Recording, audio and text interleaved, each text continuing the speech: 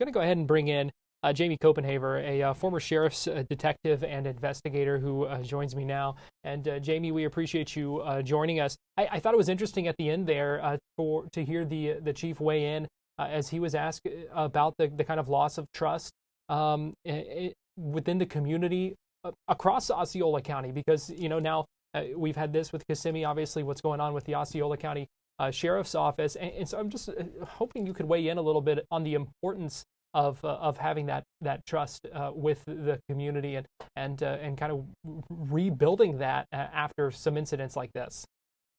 Thank you for having me, Garrett. But I would say first, let's give this chief an applause, a round of applause for coming out, standing tall, and reassuring the citizens of Kissimmee that the Kissimmee Police Department is on the right path for not only healing but also getting rid of those bad actor cops that we saw and heard these horrible things about in that report, that internal affairs report by the Orange County Sheriff's Office. So I think the chief did exactly what he was hired to do, which was come in and reinstill that, hey, we're not going to tolerate this behavior, but also give us a chance. We're going to change the climate within the Kissimmee Police Department.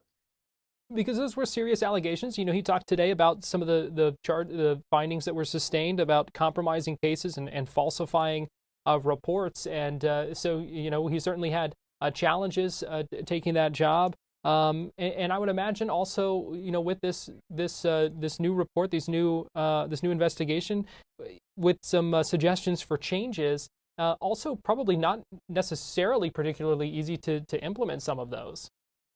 Well, you're exactly right. I mean, the changes, well, first of all, let's go to the policy. I mean, that policy is written, and I've got to tell you, Garrett, when you take that oath and you swear that oath to protect the community, that doesn't mean to go out and sabotage a criminal case and get other people.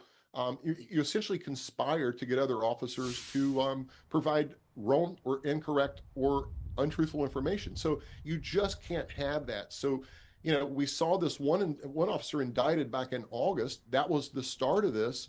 And then, of course, the grand jury spoke very heavily and loudly in that case with the indictment. So that cop is gone. What concerns me are the cops that were not terminated in this case. Are they going to have a monitoring system? The chief says it's going to be tracked. So any red flags that would pop up, they're going to be notified immediately. So my concern is, what have they gone through in the past year and a half or 2 years? And this chief's going to have a little bit of work ahead of him to bring that trust back, not only with the officers, but also the citizens. Yeah, let's talk about that with the officers and kind of within the police department. He said this was not a department-wide cover-up. So where do things go from here with some of these officers and others who weren't necessarily involved in this?